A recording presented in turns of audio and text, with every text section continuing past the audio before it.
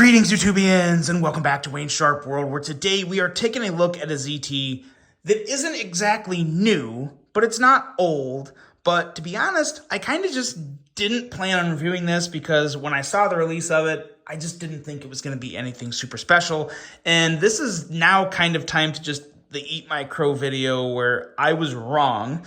This is actually pretty stinking awesome. And what we're talking about here is the ZT-0556. Now, before I go any further into this review, I want to thank you guys for tuning in today. If you like what you see, do me a huge favor, hit that subscribe button, follow along, and I will continue to bring you the content. Now, let's take a look at some overall specs on this pretty stinking fantastic automatic EDC knife right here. We have an overall length coming in at 7.75 inches, a blade length of 3.35 inches, and a blade thickness of 90 thousandths. We are looking at Magna Cut on the blade steel of this guy with a very nice and clean drop point style blade, a flat grind with a handle length coming in at 4.4 inches, handle thickness at a surprisingly thin, but not too thin, 370 thousandths. We are looking at titanium and carbon fiber on the handle material with a user of a left or right hand tip up carry clip that in all honesty is one of the best clip designs I have ever come across in my entire life of checking out pocket knives. We'll talk a lot more about this here in a second and go into detail of just why this thing is engineering excellence for a pocket clip on a folding knife. We have a weight of 2.4 ounces, so very, very light for a 7.75 inch and overall length knife, and a price of $360. Keep in mind, this is made in the good old United States of America. So, American made does come with a price tag. Let's take a look at some size comparisons here. It's not going to stand up super well because of the clip. But let's compare it with some of my other favorite out-the-side automatics, starting with this guy right here, the ProTech Rockeye. And I gotta say, the firing power in this guy is pretty much identical to the Rockeye, which I've always considered to be one of the best in terms of overall just firing power. And then we also have this guy right here, the Kershaw Launch 19, which is still arguably my favorite Kershaw launch model from the Launch series. And then last but certainly not least, we also have this guy right here or somewhere. Let me find it because I have way too many knives on this table. It would be right... Okay, I don't find it. So instead of that, we're going to use the ProTech Malibu for a size comparison. I've really got to clean my table up here because I have way too many knives just randomly sitting off to my side to where if I set it off to the right, I just automatically lose it and it's gone forever. And that's kind of the case with this one. Oh, here it is. Right here. Okay. Malibu off the table. This is the Launch Iridium. Don't you guys like how I'm such a professional at what I do here reviewing knives? Constantly misplacing shit, setting stuff all over the place. Anyway, there we go.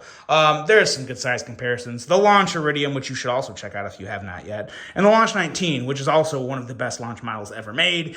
Very similar, very much in line there in terms of size comparisons. Now, we're done with the wretched size comparisons.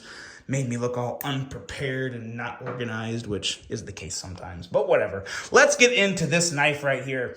There is very little to not like about this knife. And there is the one thing that I don't like about this knife is with the blade. But overall, for the most part, this is still a fantastic blade. It's an excellent looking blade. It's very handsome, very slender and sleek. I would consider this a slicey blade. Behind the edge is only 21 thousandths, so it's not super thin behind the edge. But keep in mind, I've said before, the Spyderco Shaman is like 26 or 27 thousandths behind the edge, and it's one of the sliciest knives I have in my entire collection. So it doesn't always come down to edge thinness that makes a slicey knife. This just works. It just works. So in terms of the aesthetics and the appearance, it looks very, very good. Love that swedge. Love the stone-washed flats and the belt satin grind. Love the jimping up here. I like what they did with the jimping. They kind of gave a little tactical vibes with that little outer milling around the jimping there. That's a nice little detail. And again, it's just very functional jimping, very grippy, very good. Big fan of that.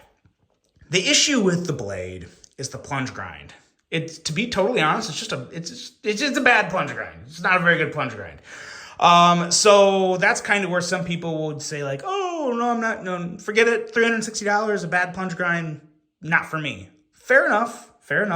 But I will say this, that's the only thing that I can really knock on this knife. I mean, everything else is rocked out of the park. I mean, it's fantastic outside of a plunge grind that could definitely be better. So if you're very, very particular about your plunge grinds, maybe you want to look elsewhere. If you can get past a not perfect plunge grind, stay here and listen to what else I have to say, because everything else is just really good. The handle. One of the reasons I didn't review this knife at first is because I thought the handle was just going to disappoint. I didn't think it was going to feel good. I thought it was going to be too slender, too thin. I thought it was going to feel like a toothpick in my hand. That's just not the case. I was just flat out wrong. It feels excellent in my hand, like absolutely excellent. Different from other knives, of course, with the thinness and the slenderness of the handle, but boy, oh boy, it works. The slight curve in the handle here, as well as the chamfering and linear milling on the side, just makes for a very, very good feeling hand. Extremely comfortable, very workable, and just no issues. No issues with the ergos on this guy. Really, really nice. Titanium and carbon fiber, still a big winner for me. Love what they did with the button up here. They kind of gave it a different button shape. They put some good milling on it. So yeah, the button is pretty much perfected. And boy, oh boy, does it, you push this button down and that blade rockets out of there. Now, the clip on this guy, the pocket clip, I could not appreciate this pocket clip anymore. It is the perfect size. It's much, much smaller than I thought a good functional pocket clip could be.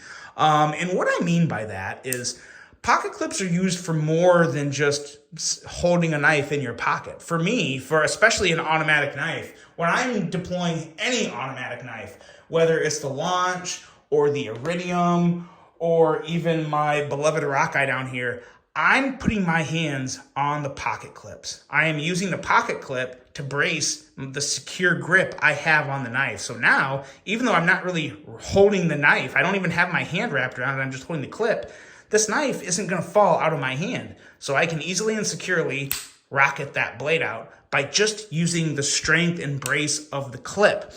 I thought maybe this clip was gonna be too small to do that, but I'll be darned, it's perfect for it. Like it, as you can see, my pinky and even my ring finger are down there bracing it to really hold it in my hand to where it's not coming out anywhere. Here, let's do the, yeah, whoop, okay. So maybe that, you have to, it's a little more slender. It's not quite as bulky as the Rockeye, but I'm still just bracing it right here with kind of a little bit of the meat of my palm.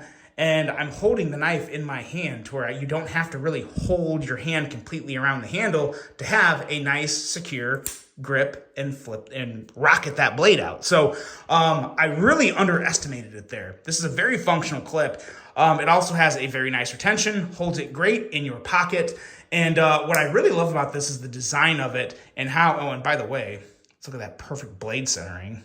Blade centering can't get any better than that. But let's take a look here. Actually, we're going to have to deploy the blade to take a look at it here. Let's bring in this flashlight and see just what we have going on here. I think I need to... yeah, okay, whatever. So as you see here, here's the shape of the clip. The clip goes into the handle and basically makes a T type of end to where there is a tab on the left and then the right there. And basically there's one screw going through this little standoff here to the bottom, and that's all that is holding this clip in. But they have this clip in a very secure, and you see the same thing on the other side, a very secure milled area to where you can reverse the clip left or right without taking the knife apart. All you have to do is just take that one screw out, and that is going to be able to allow you to swap the clip. And boy, oh boy, especially when I need this clip to deploy this blade, I need this clip to be rock solid and have no wiggle. There is no wiggle on that. So it is extremely secure. It's an incredible design. It's excellent engineering, and I would consider it somewhat innovative. You don't see that a lot on other knives. I don't recall seeing it this exact way on any other knife. So it works really well. It looks great. It's nice, small, and minimal. This is a perfect office carry for someone who wants something automatic, a little more on the tactical side, but still pass for just kind of a little more of a sophisticated gentleman's office carry. Really, really nice. It's going to disappear in the pocket with that ultra deep carry clip. Perfect clip. Perfect clip and an amazing knife. Again, the only thing that this thing is really missing here is a great plunge grind. The plunge grind here is just really not that good. But again, if you don't have to have a perfect plunge grind, you can still get a phenomenal knife in the ZT-0556. I am a very big fan of this. This is easily one of my top 5 favorite automatic knives, right up there with the Launch Iridium, with the Launch 19, and of course, my beloved ProTech Rockeye. This thing is just fantastic. So don't sleep on it for so long like I have, especially if you're looking for a good American-made blade. The 0556 is without a doubt a winner, and one that I think is just really stinking good. Kind of mad at myself for waiting so long to check it out, but better late than never. Let me know what you guys think of the ZT-0556. Really hope you enjoyed this one. Hope you have a great rest of your day, and until the next one, I'm out.